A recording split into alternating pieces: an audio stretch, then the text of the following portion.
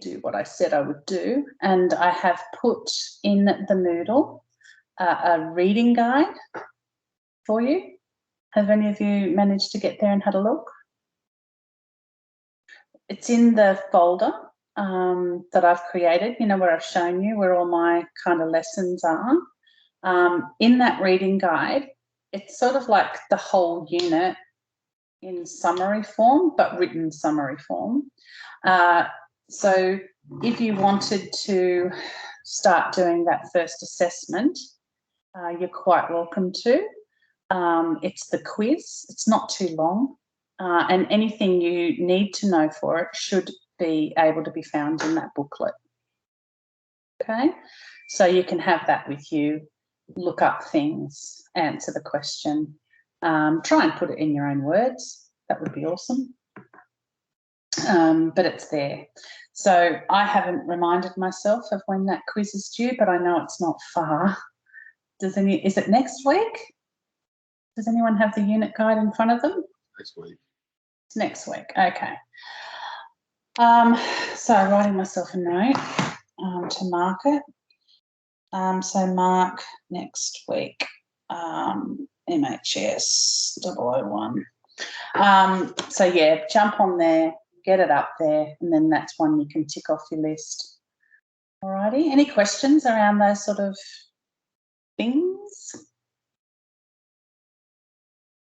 Where do I find the readings again? Sorry, is it in the Michelle's class PPTs and handouts? Is that correct? Yeah, so I'll go there now and just make sure that you all do know how to get there. I'll just share my screen. So that's the Moodle. I've got to always remind myself that you guys are youth work because I haven't taught diploma youth work before. And then you go with that one, work with people with mental health issues, which is our unit. And then into the tab of resources. And then if you scroll down, Michelle's class PowerPoints and handouts. And see that one there where it says got learner guide? Yeah. That's the book of readings that I'm referring to. All right. Oh yeah, and I have got all the other lessons there. So everything's there. And then in a separate folder,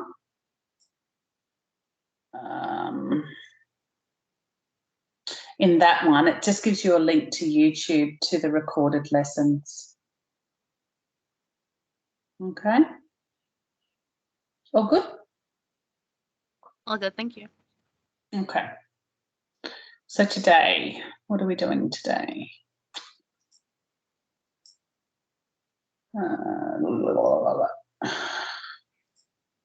Okay, so we are, we're going to start with, because I know that in your quiz there's a couple of questions around the Mental Health Act, but like I say, it is spoken about in that book of learner readings, but I thought we'd just have a very quick look at what the Mental Health Act is. Has anyone heard of it before? Do you know anything about what it might relate to?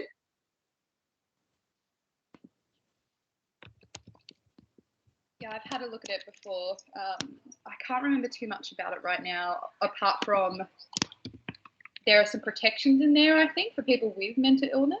That's just what flagging there, could be wrong. Yeah, that's right. That is true. There are some protections in there. Does anyone know what the broad purpose of the Act is?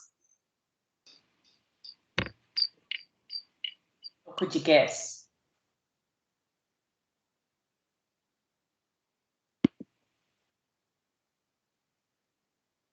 No one?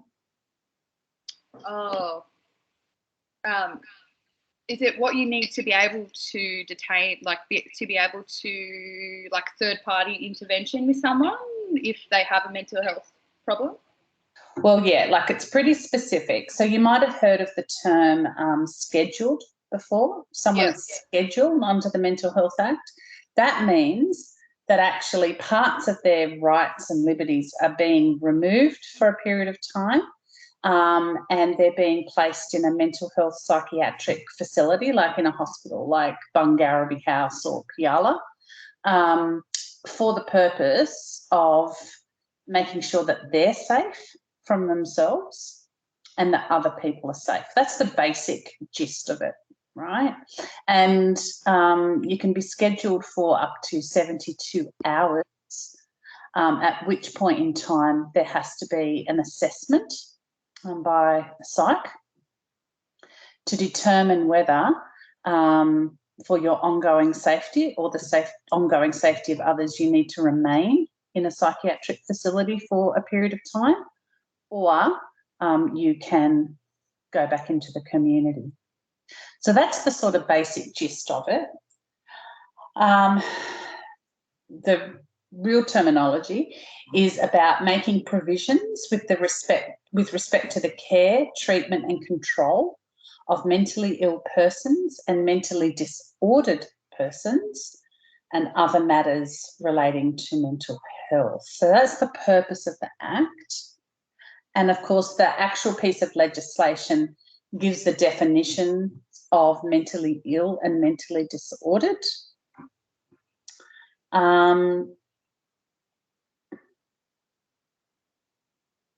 So people can enter psychiatric facilities voluntarily, but this is largely talking about involuntary admissions.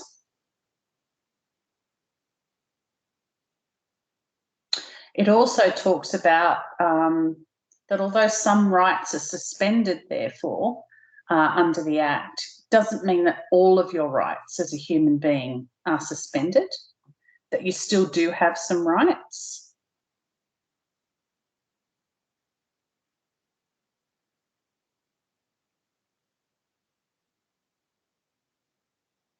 And included in those rights is the ability to have some input into your care and decisions that are made for you.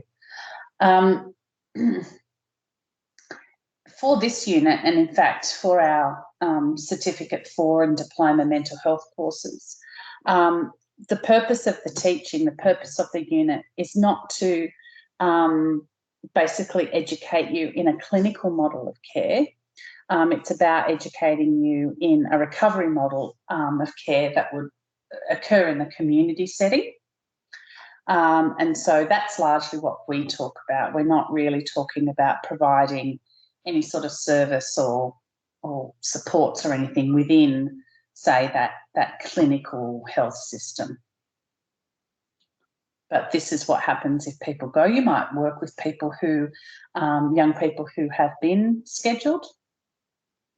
You might have a support role whilst they're in hospital of some description, if you've already been engaged with them.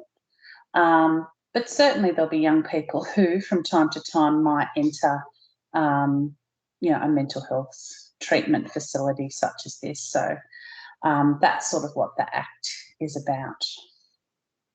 Any particular questions with that? That's all I was really going to say about it. Do you have any burning questions? Often, I guess what's pertinent for your work is that if people don't want to go to hospital, the police are involved, and it's really distressing to have police attend when you're in crisis and basically force you into a facility. So if you're ever in that position with a young person, it is wise to practice trying to convince them that it might be a good idea if they went without that intervention, because it's much more distressing if they're dragged off basically by police. That's the system we have at the moment. When we look at services, there are alternatives that we're starting to roll out in New South Wales, but that's more for voluntary patients rather than involuntary. What did you want to say, Stace? I was going to ask if the mental health what was the wording? Mental Health Act. What does it specify an age in there that they can? I mean, is this executed on any human at any age, or not on any age? No, you can't detain a young person. I don't know the actual age though. That's a good question. Whether it's 16 or 18, but I could find out. I actually don't know. I was wondering, kicked in at around like that 14 mark for some reason. I just have a memory of that. Yeah. Yeah, I don't know, actually. That's a really good question, because I've never taught this to youth work before, so I've never been asked the question. Yeah, no, it is 14. I just looked at it is 14. I probably remembered that from uni, but yeah. Okay, so it's 14. 14, yeah.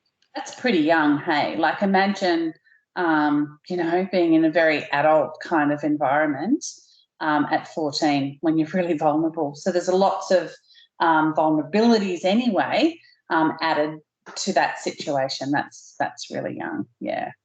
And a lot of kids, yeah, they don't end up there. They end up in custody, unfortunately. Okay, good. Thank you for looking that up. That saves me a job, so now I know. All right. So what we're going to mostly explore today is what the mental health frameworks look like in Australia, because we do have them, believe it or not. So our mental health context is that we have what's known as a National Mental Health and Suicide Prevention Plan. And this plan is about establishing, you know, like a national approach across different sectors of government, and it's got 8 priority areas there. At the moment, the suicide prevention plan is called Towards Zero, meaning that the aim is to have suicides reduced to 0. Anyway, there's a range of strategies around that. We also have a national framework for recovery-oriented mental health services, and that guides mental health practitioners and services on how to deliver from a recovery-oriented practice framework for their whole service. We also have the national standards for mental health services, which apply to government, non-government and private services. So there's the sorts of things that would get audited to make sure that services are aligning their practice with those standards. And here in New South Wales, we have the Charter for Mental Health Care in New South Wales, and that's about the rights of people who use mental health services. We're going to be exploring this idea of recovery-oriented mental health services and what they're meant to look like. Am I right to move on? They're all things that you can look up and read about if you wish. So that actual national mental health strategy is about improving the lives of people who experience mental illness and distress. And it's sort of a broad framework, which is around promoting mental health of the Australian community broadly, and hopefully preventing the development of any mental disorders in the population broadly, and then there would be some targeted groups in that broader sense, to reduce the impact of mental disorders on individuals, families and the community, and to make sure that people with mental illness still have rights.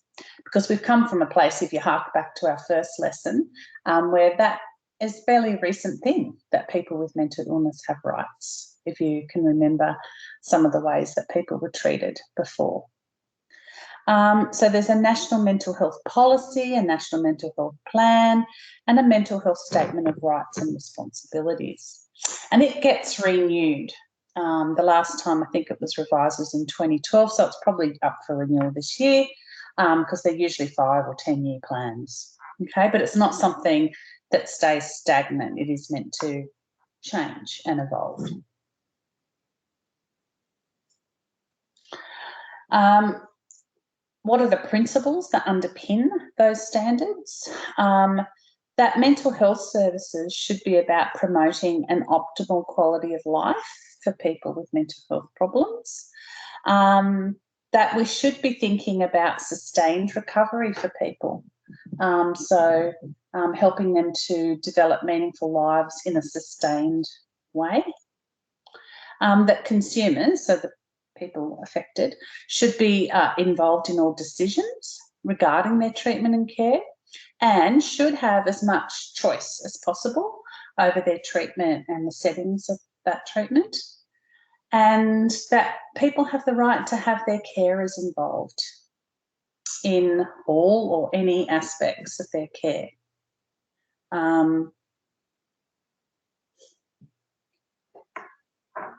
Or not. They have the right to not have them involved as well. That we need to recognise the role played by carers as well as the needs of consumers, so those things can be separate. Can anyone tell me how that might be relevant or applied? Like, why is that a part of these standards? So we're thinking about the role of carers and their needs.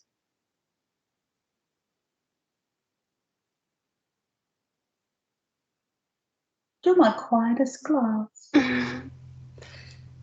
Elise. Hello. Sorry, I was a little bit late to class. I was on the phone to TAFE info line. Oh, well, it's a wonder you hear it all. Yeah, I know. It's 35 minutes and I had to just cut her off because it was not going anywhere. I'm like, I'm late to class. Sorry. I was thinking, you know, if we're looking at the needs of the carers, because it can be pretty full on if you are caring for someone who is mentally unwell. You know, could be anything from physical harm to just like stress and emotional. So what supports are in place to support the carer as well? Yeah, that's exactly right, because if that isn't sustainable, like the carer, then the person has potentially lost the only supports they might have. Yeah. So from your point of view, working with young people, having that, maintaining that support or sort of strengthening that support is a key concern, because otherwise you're looking at homelessness potentially, you know, and a range of other things. A lot of people with complex mental illness become estranged from their families, and that really impacts negatively on their recovery, because then there's a whole range of other issues that come into play. Yeah, so that's why that's there. So participation by consumers and carers is integral to the development, the planning, the delivery and evaluation of mental health services. So that's about making sure that there's good mechanisms in place for that to happen, so to receive feedback, to have input into the types of services that are involved. And this should be no different for youth work, quite frankly. It's just one of those generic things that should occur. That we have to have mental health support that meets the uniqueness of the person, so their individual needs, not a one-size-fits-all approach, because that's not going to work. And that we should be imposing the least amount of restriction as possible. So we want to maximise choice. We don't want to impinge on rights where we don't have to. And we do all that in the context of their needs, basically, their context. Yep. This is what the recovery model looks like as a diagram. And so I hope you can see that clearly. Can you read the words? So what it's saying is, pictorially, is that people with a lived experience should be at the centre of service delivery. And that those people, we need to see them through their own unique lens for their resilience, their strength, their optimism and hope. And that around people with lived experience are the qualities of, I guess, advocacy, how we provide treatment services, the support, connection to others, acceptance and inclusion. And that how that occurs is in a context of services and practitioners and peer specialists, friends, family, and the community more broadly. So that's sort of what it looks like. Any thoughts or questions on that? That's what we're going to be exploring today, is this idea.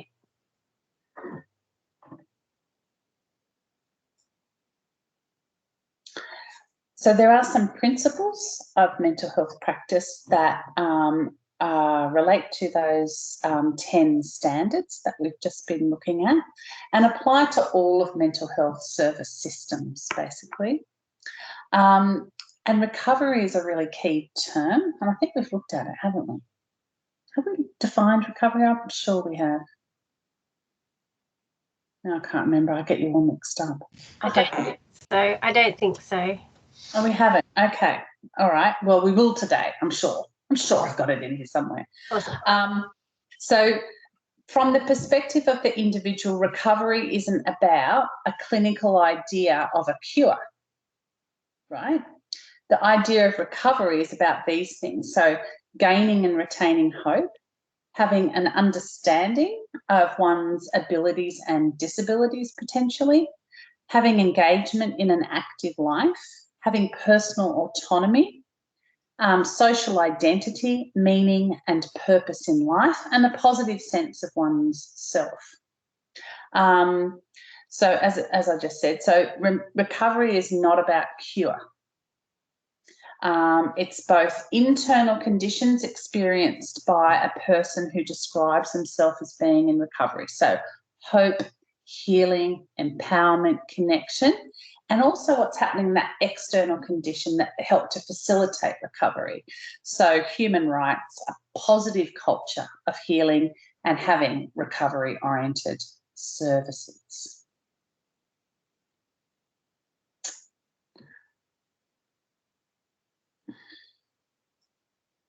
So let's talk about what this recovery-oriented practice looks like.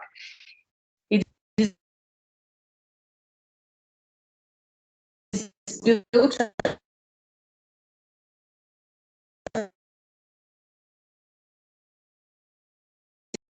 standards that stem from them. And really they're about ensuring that mental health services support this idea of personal recovery. So we're going to look at each one of these and see what they mean. Then I'm going to give you a task to do. So it's about the uniqueness of the individual. So whilst recovery is not about a cure, it's about having opportunities for choices and living a meaningful, satisfying and purposeful life and being a valued member of the community. What do you think of that statement? How does it apply, say, to you?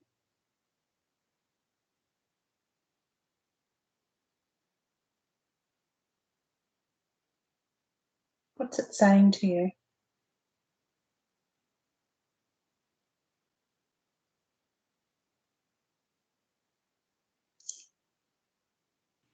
Elise?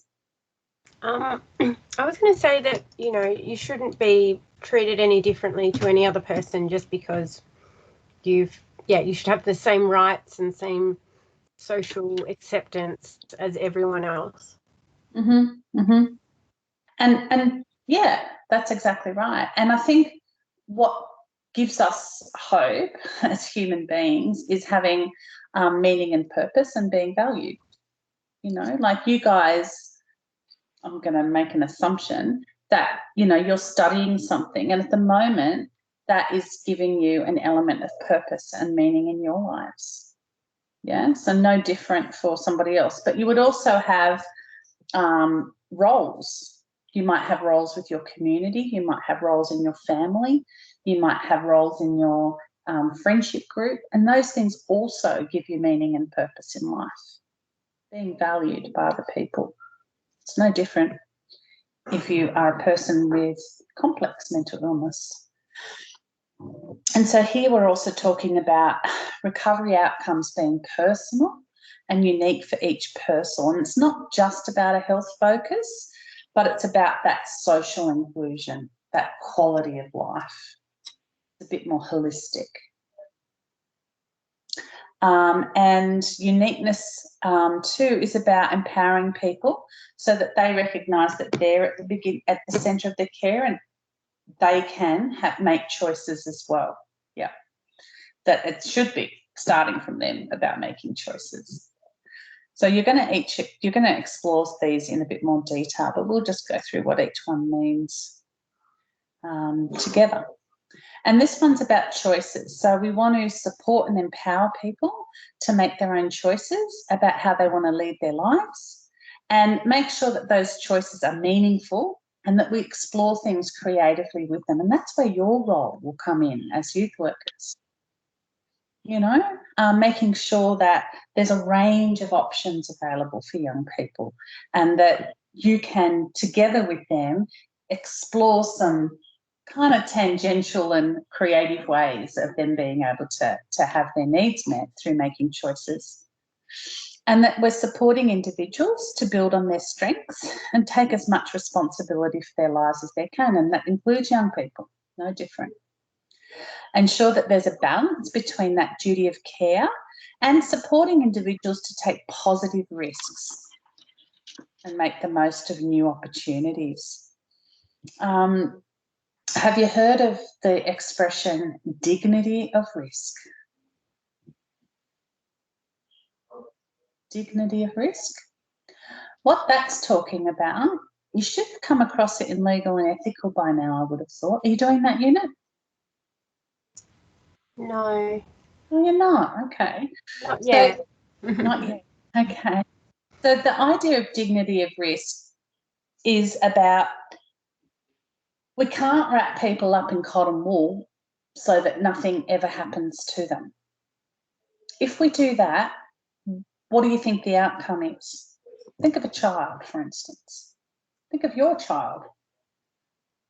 What would happen, Stacey, if you didn't let your children take some risk? Could go a lot of different ways, but off the top of my head, they're going to be more risk takers often when they get out into the world. When you take off that cotton wool, they look around. There's going to be fears associated with the world. Sorry, a little bit. Sorry to pick on you then. It's just that I can see your face. Sorry. Yeah, well, you know, if you think about children, when they start learning to walk, it's a risk. They could fall over and give themselves a brain injury. That is true. And I guess as caregivers of young children, we try to mitigate some of that risk by putting in place some things that might protect them, yeah? But if we didn't allow them ever to take a risk, they will never develop and grow. We would rob them of the opportunity. And so it's the same with people who experience vulnerabilities or disadvantage. It's the same for any of us, actually.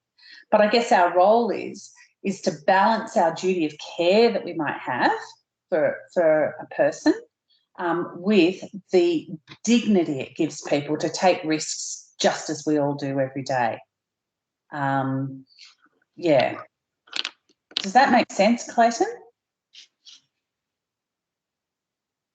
Sorry, yeah, it does. I turned my camera off because I was eating a protein bar.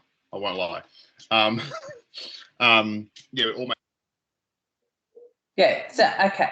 So it's about supporting people to take positive risks. So risks where there's a likelihood or there's a possibility that it could lead to something beneficial or good for the person. Yeah.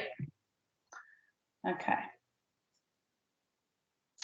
So attitudes and rights. So that involves listening to, learning from, and acting upon communications from the person themselves and their carers about what's important to them. So that's where our really effective communication skills need to come in. That it's about promoting and protecting a person's legal, citizenship and human rights. and supporting people to maintain and develop social, recreational, occupational and vocational activities which are meaningful to them. And it's about instilling hope in a person about their future and the ability to live a meaningful life.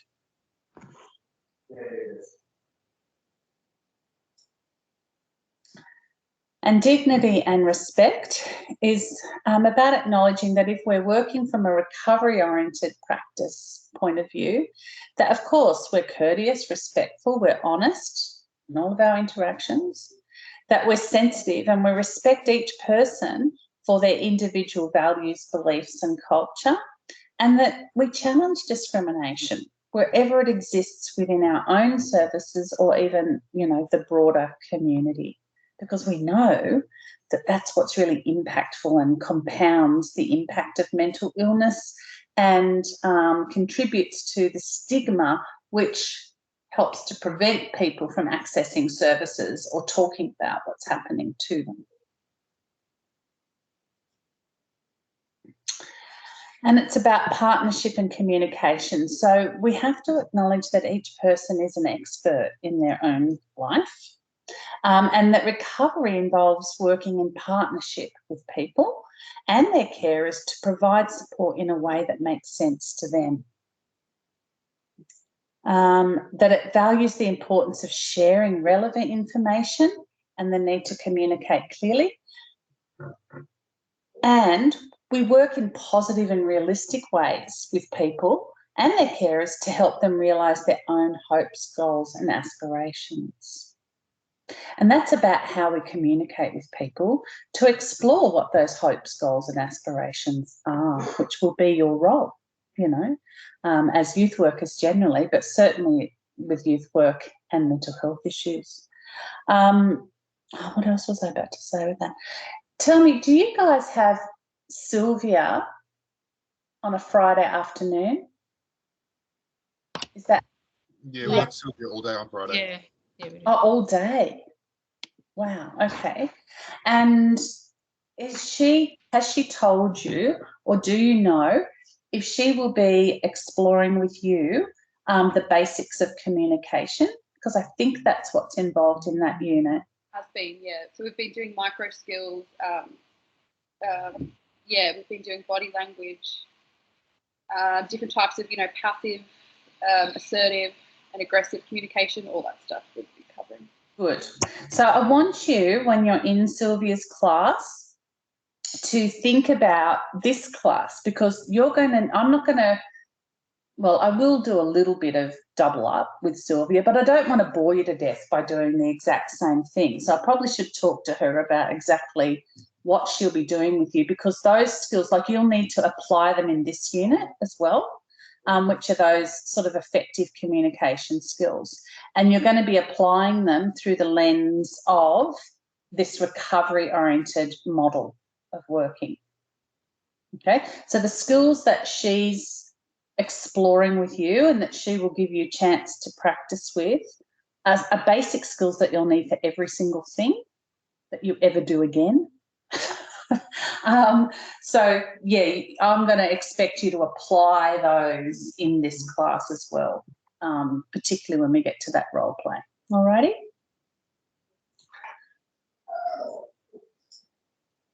And lastly, it's about evaluating recovery. So it's about making sure that we continuously evaluate at all levels. So it's at the individual level. So if we establish a plan with a person for their goals, you know, it's about evaluating that to make sure that they can track their own progress, they can build on strengths, that they can see where they've been and where they're going.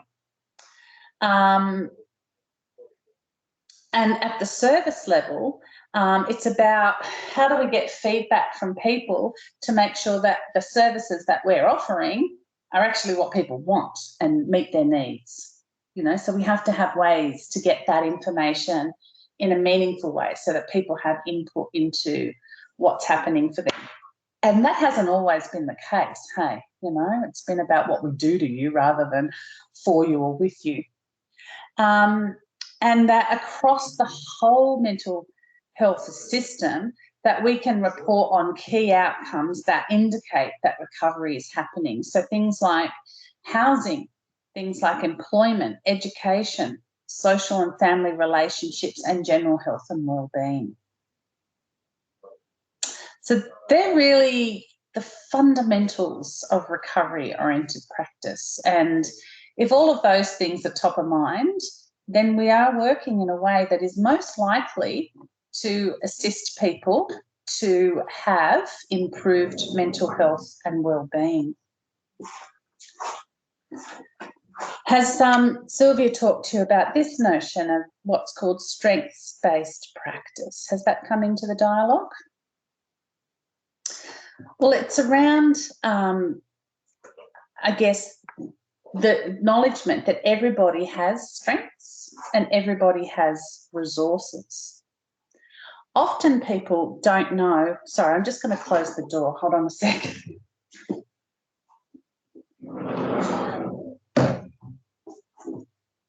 Sorry about that. It's about recognising that people have those, you know, resources and strengths, but often they don't know what they are. So if I were to ask any of you, what's shit hot about you? What's really good? What's your strength? You, like Clayton, are going to smile at me in a smirky sort of way and think, oh, God, I can't talk about the good stuff. But if I asked you, what's not so great? What aren't you so good at? I betcha you'll all be quite willing to tell me, and you could rattle it off quite quickly. Am I on the right track there?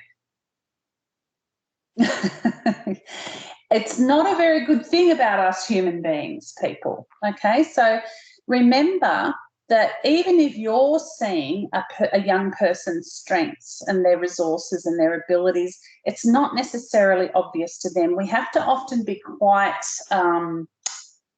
what's the word? Overt. We have to be quite overt with them and notice things for them. Because usually the young people that you'll work with too have been told that they're not that great by a lot of people, school, parents, friend groups, you know.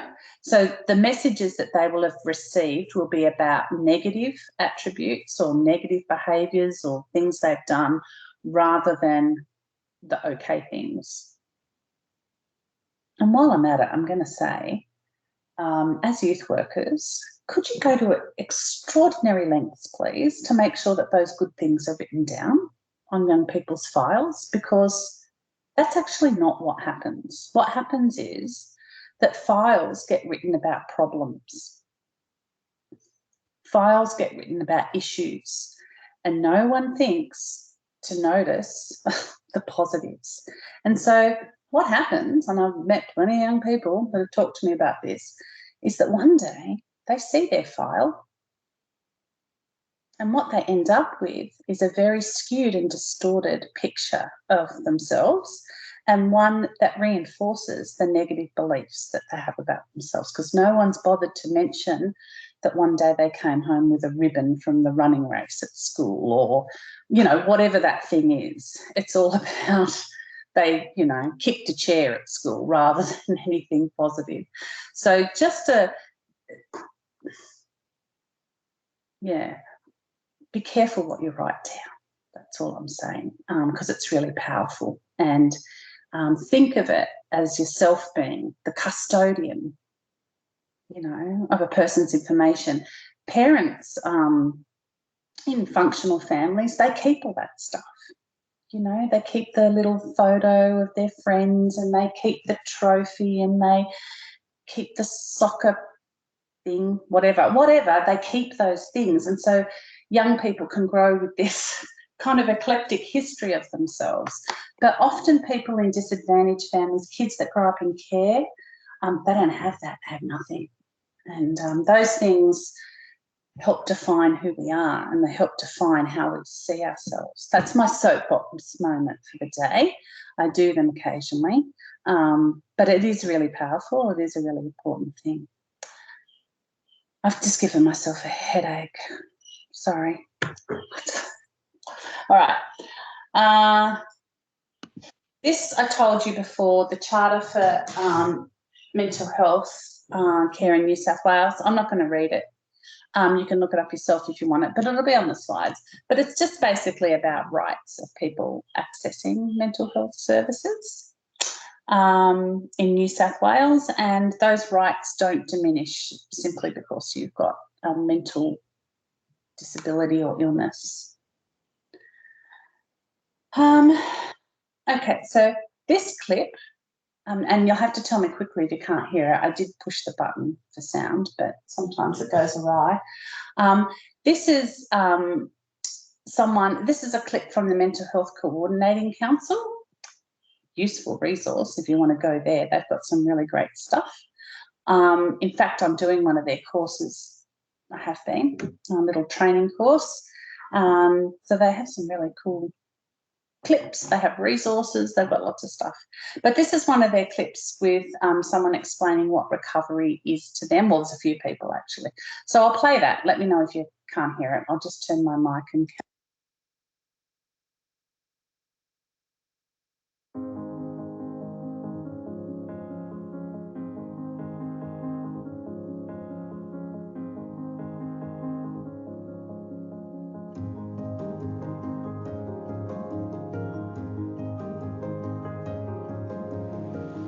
Recovery can be massively confusing for people because for a very long time we used it for one specific thing, which was getting better. Point A to point B, you break your leg and it heals. Mental health recovery is about something we like to call personal recovery. So for personal recovery is how I personally live alongside what you might call symptoms, but I call my experiences just of the world. And I personally live alongside those and I create a meaningful and purposeful life. I do things I love. I talk to people I enjoy. For me, it means friends, a social life, a job that I love, and just getting out into the world. To me, I see the term recovery as being something associated with the fact that this gets better, not that you have a diagnosis of a mental health condition and that's it, end of story. Your journey now just becomes about your mental health condition. To me, recovery is that's part of it. And you're on a road to making that just be part of it in your life, but that you have a life around that. It's, you know, having the mental illness, but having setbacks and then being able to continue to recover again, to move on and know that there is a hope that you can get on with life and you can have a future. With mental health, I've found you can take a few steps forward in your journey of recovery and then you can encounter a knockback and you can kind of take a step or two back. But the idea of recovery is that you continue ahead in your journey. You don't aim for the destination of recovery because it's a journey, it's not a destination.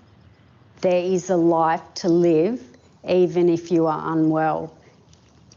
It's your choice. If you want to live it, there's people to support you and help you, yeah. Someone in recovery needs support, and they do need the connection and support to get to the light at the end of the tunnel. So important to get that help. It's only simple, but it's good. When someone's not in recovery, there's signs and symptoms that show that they're not travelling too well. And usually within that gut instinct feeling, I ask, see how they're travelling, to hope that they are travelling well, and if they're not, then do something about it. Hope's come into my life. Hope's come in and out, but I feel that it's more genuine and more realistic and more long-term as of probably the beginning of this year, yes. Going to the recovery college and attending the recovery college and then getting a job at the recovery college, I loved it. I really got a lot out of it and loved it, and that has added to my self-esteem a lot. Being able to, you know, have a position and have a purpose in life, etc. So, yeah, it's made a difference.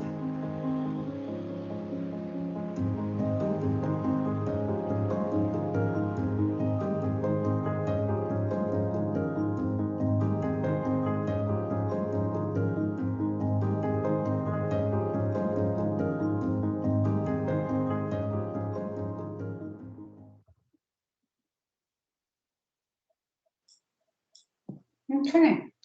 I would like to hear what you took from that. I'm going to start picking on people in a minute. Amisha, what did you take from it?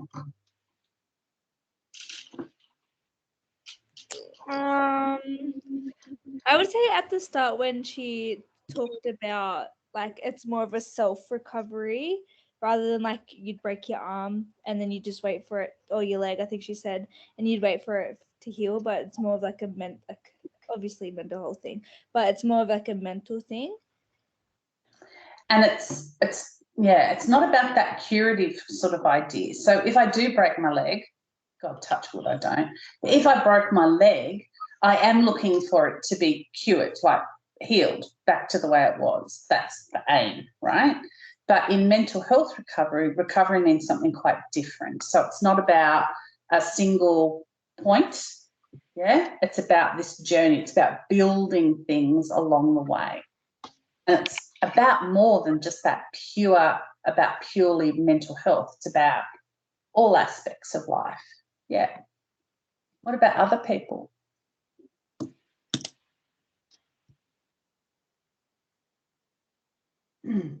Caroline, what did you take out of it?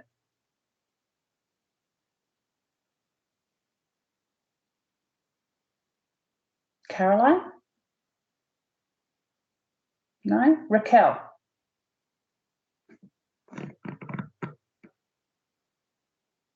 you think they've all gone to the loo, gone to Macca's? I don't know. Clayton, what about you? The biggest thing that stood out to me was obviously there's not a cure, but there's so many different definitions of what recovery is when it comes to mental health, and it's long lasting. It's almost for life. People can like relapse per se, and it's not a thing that has an end point really. Yeah, that's exactly right. Yep, exactly. Good. And the woman that was at the beginning of that video, Emma, she's actually the person running the course that I'm doing at the moment. So she is a person with lived experience, and she works as a peer worker and educator with the Mental Health Coordinating Council. And there was another woman in there, and she talked about the notion of a recovery college. So there is a Western Sydney Recovery College. They do free courses. They're really good. They're facilitated by a person with lived experience and someone that's usually works in some sort of paid capacity, but they're really good. So if I were a student and I was wanting to be employable at the end of my course, I would be trying to value add to my diploma by doing little things like that, particularly if they're free. So just a tip. And at the moment, they're often being done online, so they're pretty accessible. Elise? Hi, sorry, what was the name of that last, with the free courses, that place called again, sorry? Well, do you know, how about I just get you a link to it? Would you like that? I would love that if my chat was working. Oh, it's Western Sydney Recovery awesome. College, right? Thank you. And you can sign up to their email, which I do. So I just get sent an email, like, I don't know, all the time about the different courses and workshops that they've got on. But they're really good. And anyway, they're just very good. That looks really interesting. Thank you. Yeah, you're welcome. Even like understanding eating disorders, like that for me would be really interesting for my coaching as well. Yep. Yeah. Okay. So these are their current programs. Yeah, I'm doing one on, it's quite good actually. I'm doing it on safe storytelling. Because I find as a teacher who predominantly teaches mental health courses that a lot of people come to my courses with lived experience, which is fine. But what often happens is that people feel really needy, like in terms of telling their own story, and I say to them that that's not always safe for them to do, and it's not safe for other people. But I wanted to have a little bit of backup to my to my speaking about it. So I thought, I'm going to do this course and hear what Emma's got to say and do the whole thing. And it's been really good, actually. So I finish it, I think, on Wednesday. But yeah, no, do some stuff. It's really good.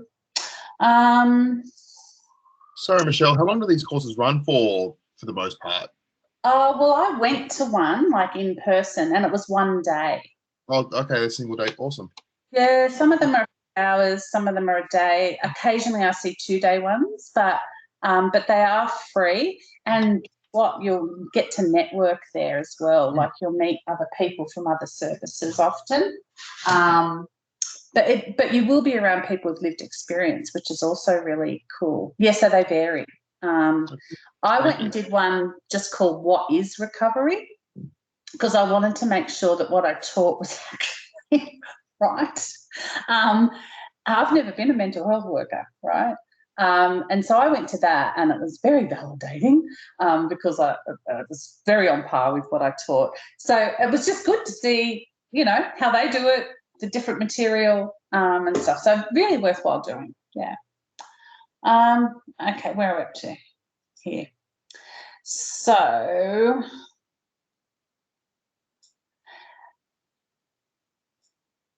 this is, we've talked about there being a plan, and the Mental Health Commission sits, and it's about trying to not only monitor and view services, but it's about having a plan to improve the mental health and wellbeing of people across our state.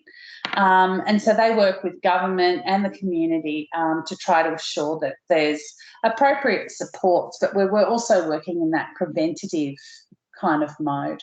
So I'll play this little clip now, and then I'm going to give you guys an activity to do.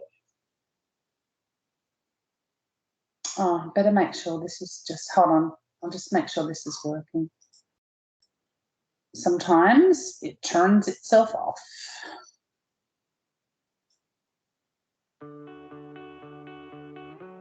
Living Well is a 10-year plan for improving mental health and well-being. Created by the Mental Health Commission of New South Wales and adopted by the state government, it will create a system that supports everyone to live a satisfying, productive and connected life.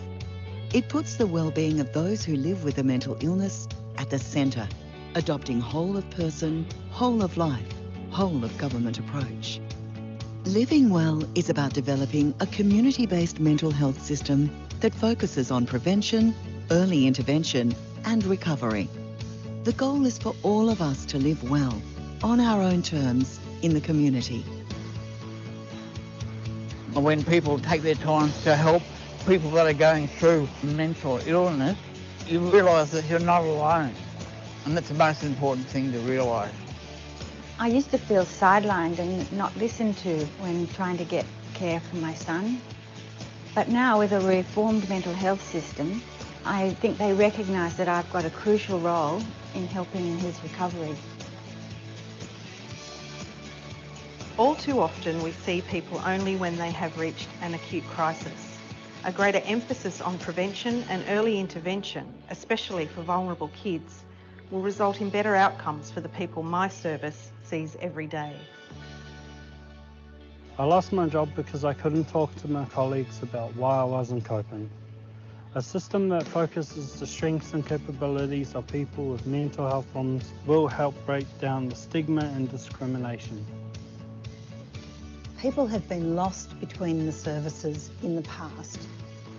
We're building a system of stronger partnership and communication between all of government so that people facing multiple issues can get help for all of their needs. For too long now, we've been focused on hospital-based services. We need to see more services focused in the community that are responsive to people's individual needs, including families, carers, and the community in general. In the past, people have had to rely on a one-size-fits-all service. It's time to build a local service that focuses on the unique needs of the community and the individual. The old system was too heavily built around health professionals and institutions. A reformed mental health system means peer support worker like me can make use of our lived experience to help others and show them that recovery is possible. No matter who you are, your background, or where you live.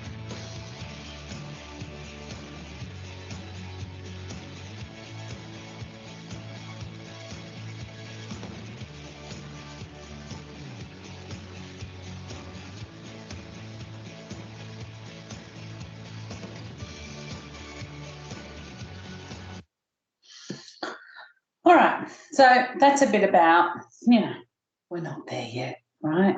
But it's about having a place to aim towards and about trying to reframe, redirect services so that they, are coming from that approach. So we're about halfway through on that particular plan, and it'll get revised and we'll go again and keep improving, because that's what community services is. It's about continuous improvement and health services as well.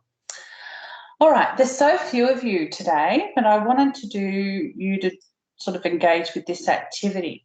But it's hard to get 6 groups out of 7 people. My maths ain't great, but it can do that one. So maybe what I'll do, so what is there, 7 of you? So maybe I'll get you to do, I'll make you 2 groups, and you can explore 2 principles, like 2 each, and I'll give you a bit longer than 15 minutes to do it. So you might want to take a screenshot of the activity. So you'll be given 2 of the principles that we spoke about before, and you're to answer these questions. So what it means in your own words. How a worker would behave if they were embracing that principle. And then what a person with mental illness would experience if they're at a service where staff embraced that principle. And then I want you to complete the following sentence as it relates to that principle. As a person experiencing mental distress, I want. And I really want you to keep the sentence like that. I want you to own it. All right? So don't say they, because it's all of us. Okay? So have you guys got a shot of that activity? Yep. Cool. So what did I say I'd do? 2 rooms. Create rooms. It'll just assign people automatically. So let me see what it says. And then I'll tell you what your principles will be. Okay, so room 1 is Penelope, Anisha, Clayton, and Raquel. And you guys, just let me go back.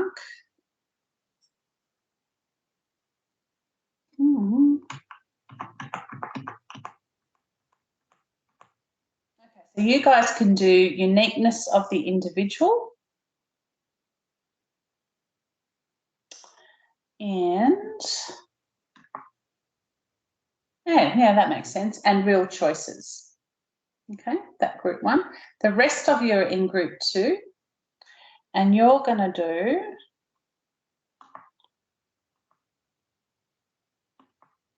do partnership and communication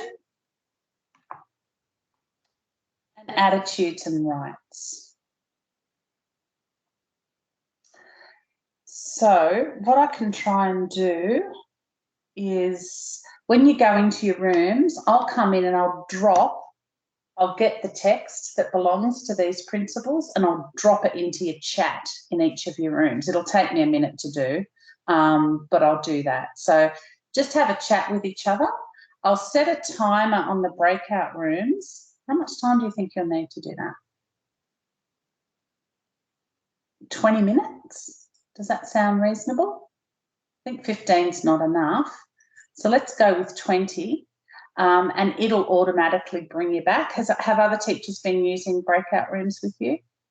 So you sort of know what happens? Okay. So I'll open the rooms now. Just start having a bit of a chat, and I will come and drop the text in for you. Okay? Cool.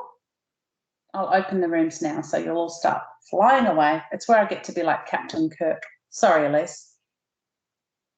I was just going to say, previously we've used a link from a chat, but because I can't get access to the chat, but if it just sends us on our way, then I'm sure that will be fine. Okay, well, rely on your colleagues. They might be able to help you too. Okay. Okay, I'll open the rooms.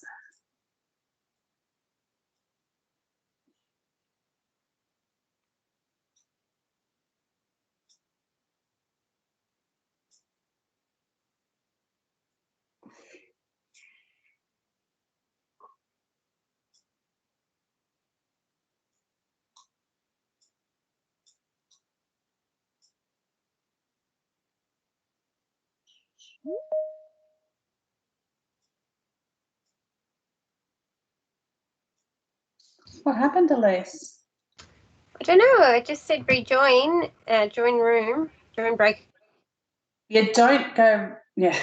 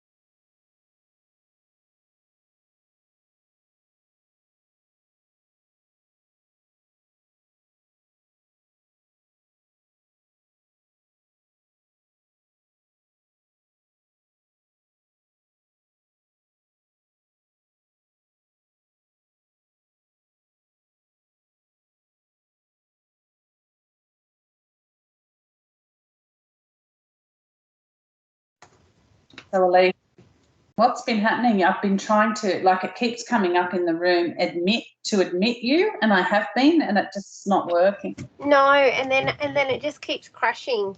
My Teams just crashes. Okay. Well, can I give you a different job to do? You can give me. I was just going to try and do the job myself, but yes, you can give me a different job. Well, on your own. Can you look at the one on evaluating recovery? Okay. I'll just try and get it for you and put it in the chat. Okay. Oh, I can't see them. I don't know what's going on with the chat. Would you mind? I can just screenshot. Oh, yeah. I'll just share my screen. Good idea. Yeah.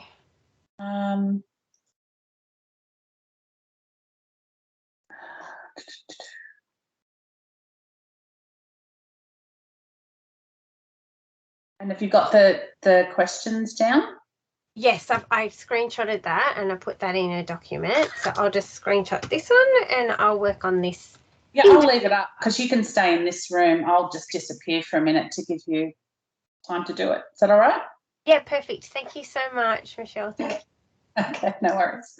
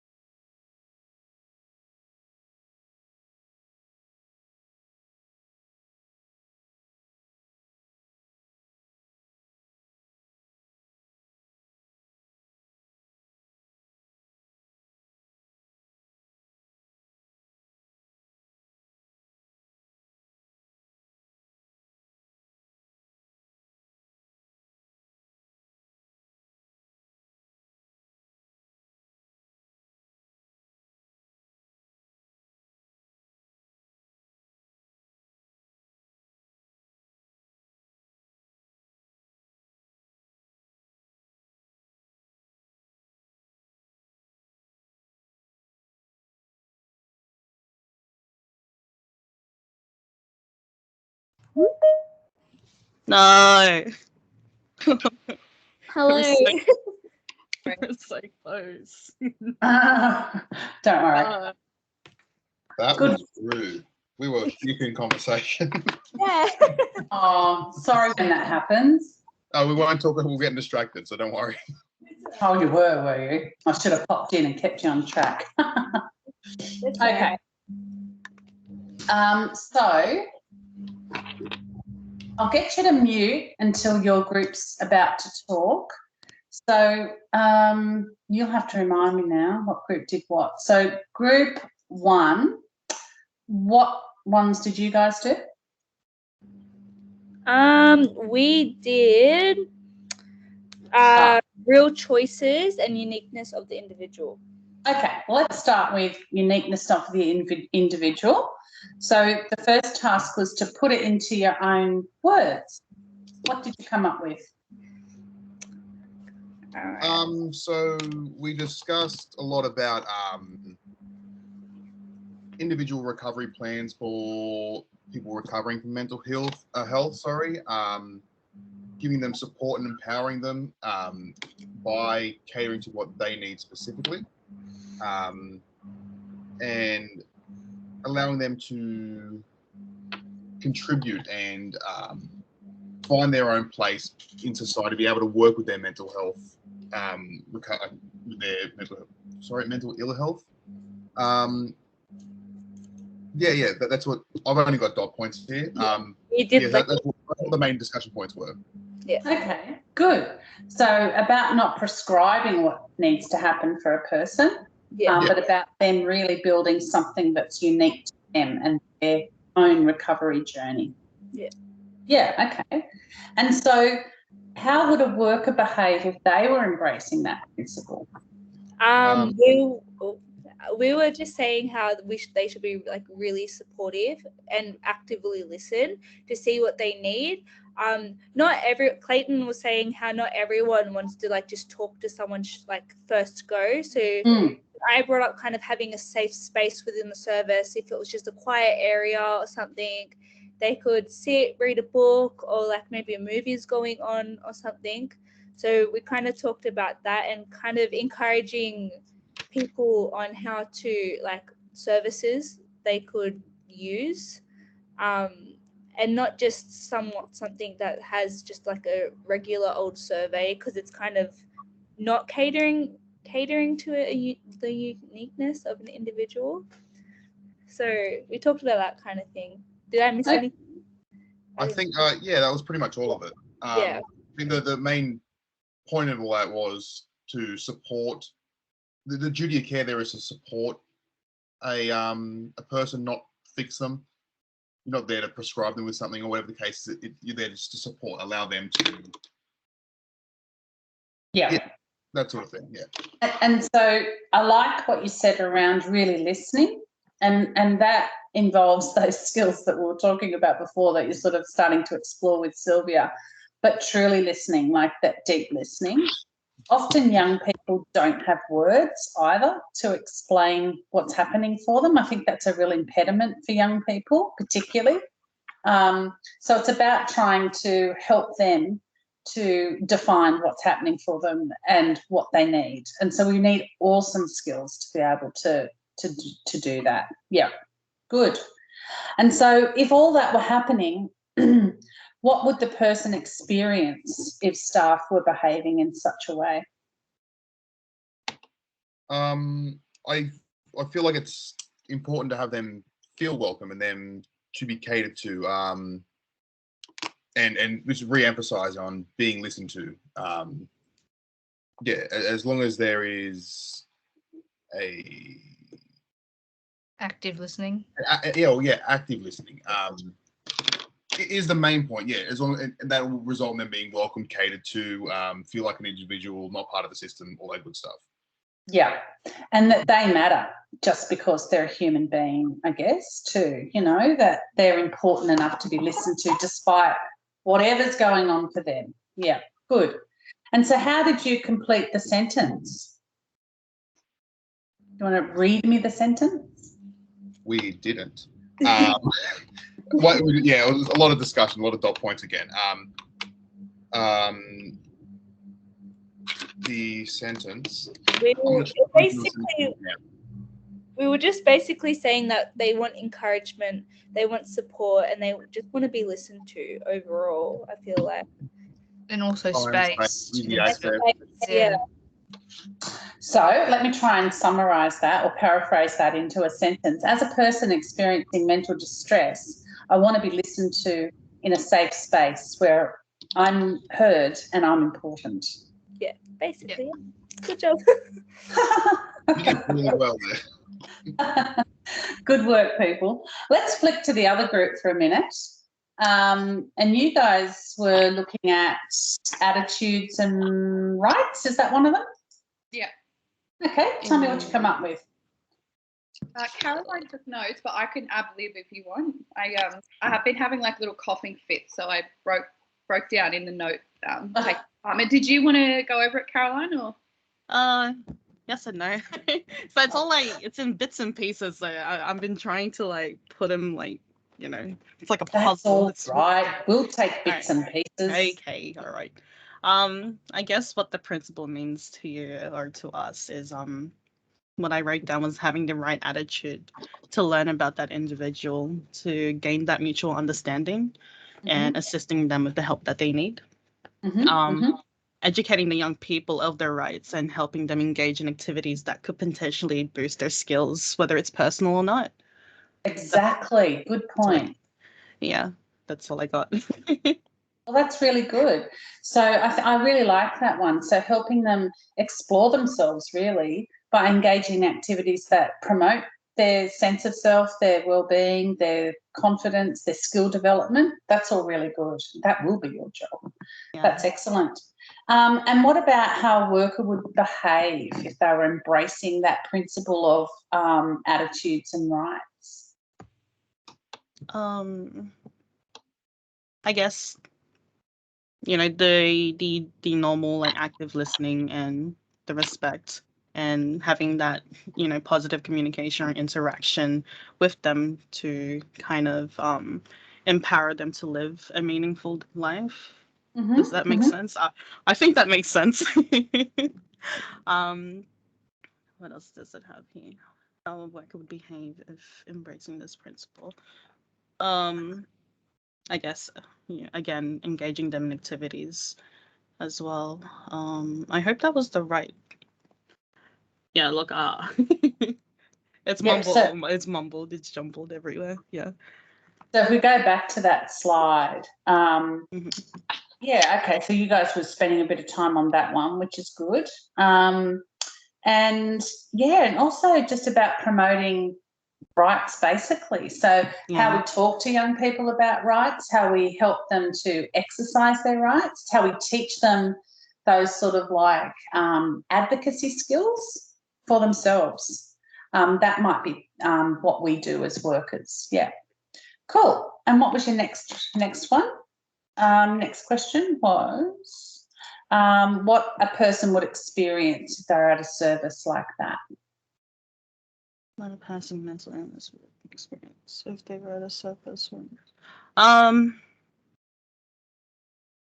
guess they feel a little bit, you know, what's it called? The comfortability of the person. So talking to us about the issues that they're going through and, you know, receiving the support. What else? Prioritizing what the individual needs. That's a good point. Yeah. But also giving them the option to choose kind of the path that they want to go through rather than having to like, what's it called, hold their hand and, you know, tell them, look, you got to go this way in order to be this, or, you know, so I guess having, yeah. Okay, all right. No, you're definitely on the right track. So, you know, people would experience then that that they are valued just simply for who they are. Yeah, and that's enough to be treated respectfully and with dignity of choice and things like that. You were saying, yeah. So did you manage to finish the sentence? We had a bit, I guess. So as a person experiencing mental distress, I want to be heard. I want to be understood. I want the support to work on the skills that I identify as important. Very good. That's excellent. Yeah. Very powerful, isn't it, when you put it into first person, I think. Yeah. That's what I wanted you to do, because it sort of helps to also develop that empathic kind of response. It's not us and them anymore. It's all of us, really. Elise had some technical issues, so she explored evaluating recovery on her own for us. So I might flick to you, Elise. What did you come up with? Thank you. And I'm sorry, group 2, I was trying to get in the room. It was not working. So my one was evaluating recovery. So I said that to myself, evaluating recovery means that there is ongoing evaluation and review of the recovery process and the services engaged to measure the individual's progress. Good. I also said that it also encompasses putting the individual at the centre of the recovery process, and through this establishing whether there can be tweaks to the care plan or services to continue the recovery process. Good. Excellent. And the second one, a worker would be embracing this process if they were setting goals for the individual, regular check-ins, and reporting on key factors that could accelerate the recovery. Great. Excellent. And what a person with mental illness would experience if they were at a service where staff embrace this principle. I just jotted down to feel included and in control of their recovery. Great. Yep. Be consulted on goals and courses of treatment. So again, choice or discussion. Be listened to and engaged in a collaborative way. Excellent. And have a high level of trust with the service. Very good, Elise. Good work. Thank you. And then completing the following sentence, as a person experiencing mental distress, I want to be included in society and supported in my recovery to achieve my goals. Fantastic. That's really good work.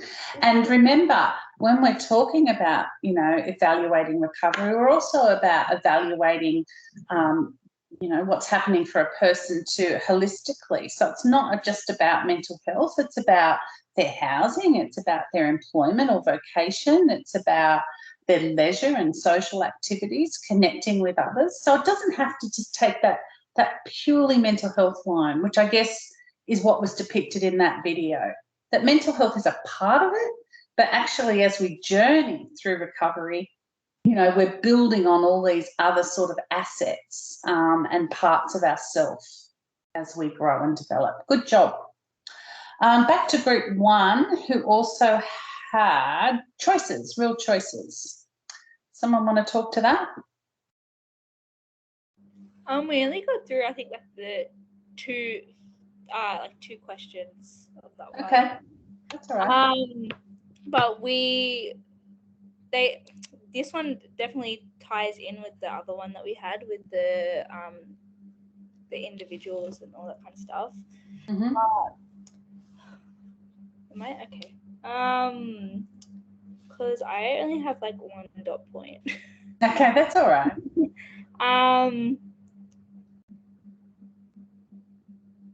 It's just, I don't know where anyone else is, but trying to find my dot point. So Misha, and then you can jump in. Sorry. Hello. I'm trying to find my dot points. It's somewhere in my notes, but I have like it's all right. Clayton will take over for a sec. Thank you. From what we discussed, I've got obviously it gives individuals a choice. It allows people to make mistakes and then learn from it, grow as people, like you discussed from the previous video that we watched. And also just to take responsibility for those mistakes, having a sense of ownership, well, not even mistakes, positives as well, and then allow them to explore opportunities as well, make that choice, whatever opportunities pop up, that sort of stuff. No, very good. That really does sort of sum it up, I think, that we give choices at every single level. It's just not one off on a Wednesday. It's all the time, because that's what helps empower people and to learn, like you say, importantly, from things that happen that are adverse or don't turn out the way that we expect them to. That's what happens with all of us. Yep, very good, people. And what about group 2 on the other one they had, which was partnership and communication? So someone from group 2? I think we put all our energy on that first one. The second one was kind of like, yeah. Okay. Let the principal name see you. I can talk a little bit, Caroline, if you want. Thank you. Yep. Just quickly off the top of my head, we did go over them all, but we're in a bit of a state. So working with individuals to provide help in a way that makes sense to them is what it was for one. Where was the other question? Sorry, I'm just trying to pull up. Oh, do you want to go to the questions? Yeah, that's all I had for one. And how would a worker behave if they were embracing this principle? So they would work collaboratively with the individual as a partnership, and they would keep a check of all their communication skills, keep communication open, involve them in every step of the process when it comes to their mental health and the decisions that you're going to make or whoever's going to make. Which I think, do you think a lot of these we've been going over the same answers for each activity? I feel like the principles are similar in a way to me. Yeah, well, you're coming up with very similar things, but actually they're pointing to quite different things. Yeah. It's just that they tend to overlap and converge, which most things do in our sector. But like if we go to that one, to partnership, and we're talking about how a worker would behave, well, I guess it's about if we're going to collaborate, we're going to collaborate with the person first and foremost and see them as the expert. So we're not going to override them. We're not going to do any of that. It's a true, where they're driving the process because they're an expert in them. So if I told you tomorrow what I reckon you should do, you're just going to show you don't know me from Jack. So it's not going to work. And even if I did know you, I don't know your context and environment. So it's about really that. But we also sometimes need to share information. So we need to do that in a collaborative way. We need to be open and transparent around that. You're going to be working with young people. And so the biggest thing is that they feel a sense of with you, and that I think young people, one of their biggest fears is that you're just going to tell their parents everything. Or tell the school everything. So it's not about that, There might be times where that could be useful, but you have to be really led by the child, the young person on that, yeah. And what was the other thing you were meant to do? What would they experience? Let's flip to the bottom. As a person experiencing mental distress, I want what with partnership? I'm considered an expert in my own life. That's sort of what comes up. I want to be acknowledged as an expert of my own life. Exactly. And that's not diminished because you're under 18. Yeah. Yeah, that could happen at 12. Yeah. Yeah. Of course, young people's ability to make decisions can be hindered when you're 12 because you just don't have that life experience to fall back on. So that's, again, where we have to be there, I guess, to provide as many options and opportunities, and sometimes they just won't take them. That's okay, because you can't make anyone do anything. And the more you try, the worse outcome you'll have. So it's about joining with them and travelling that journey with them and sticking by them even when things go to shit, which they will, Good job. My throat's sore now. Maybe I caught it off you, Stacey. Yeah, it's weird. There's definitely a lot of sicknesses still going around. I just heard from someone else that they're sick, so Oh, God. COVID at the moment, I think because we've all been inside for so long. Yeah, that's right. I know that on Monday I taught for 6 hours in that mask, and I felt so sick at the end of the day. Right into the next day, it took me to like 24 hours to sort of not feel sick, and then I thought, oh, maybe I've just got some low-grade thing. But then I didn't go into the classroom then Tuesday, Wednesday, Thursday, but I did on Friday, taught for 4 hours in the mask, and the same thing happened. So I think it just really, I don't know, for me, it makes me just feel quite ill. I don't know, talking, breathing in the fibres, I don't know. But anyway. It's the carbon dioxide. Yeah. In an N95 mask, you actually do need to take it off a few times because it doesn't allow for a large amount of CO2 to come out. Yeah, that makes sense. Enough oxygen. Yeah. I actually, I don't know if I've told you, but I do some work in the women's prison. And when I go there, like that N95, it's even a tighter fitting one, like it's got 2 bands, and then I have to wear a face shield as well. Oh my God, I can only take it 4 hours. I'm just done. I can literally not breathe through the thing. It's just awful. Your job a lot harder. I mean, I know it's a mouth thing, but I can't think as well when my mask is on. For some reason, there's a little bit of a delay there, and the skills I normally have are like, where did they go? I don't know why. Even coordination, hand-eye coordination. Have you noticed it feels a bit off? Yeah, it feels a bit off. Yeah, it's weird, isn't it? Yeah, I have trouble conversing with people with masks on only. Like, I think it's a brain facial recognition thing. Look, I'm sure it is. And actually, there's been this study done, I don't know how big it is, but of babies. We're finished now. We're just chatting.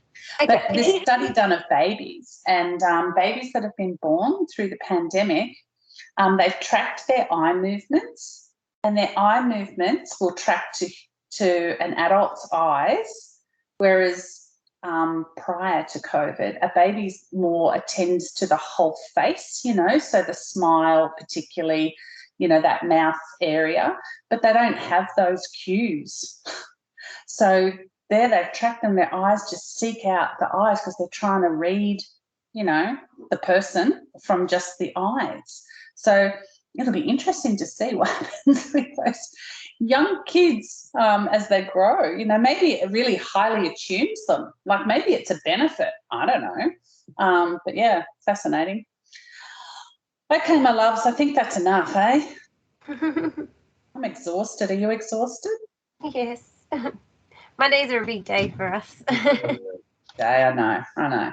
So I do tend to I want to try and finish your class by 3, but sometimes it's not going to happen. So, So look, have a lovely week. Really stay very safe. And try not to go out there on the roads if you don't have to. Definitely don't park under a tree.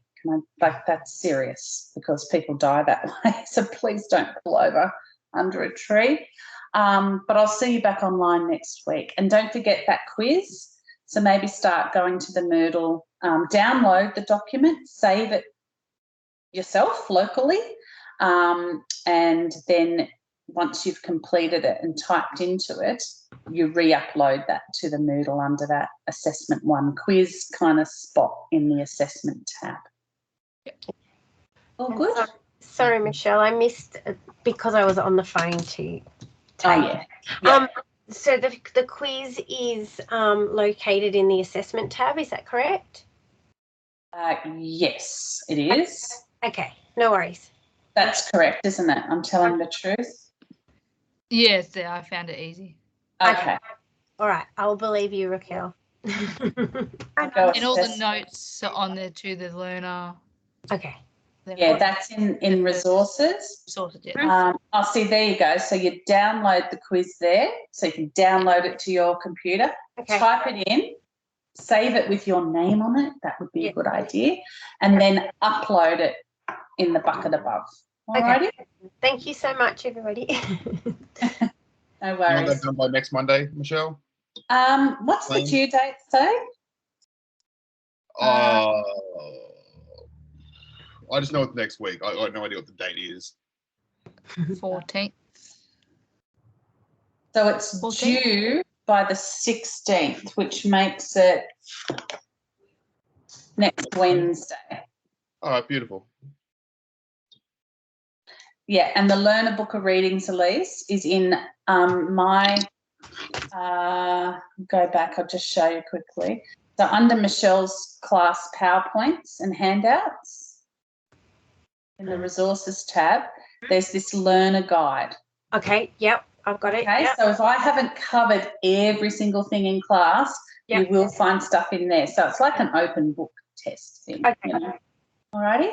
Okay, got it. Thank you so much. All right. Don't worry. Have a good week. Bye. You too. See you later. Bye. See ya. Bye.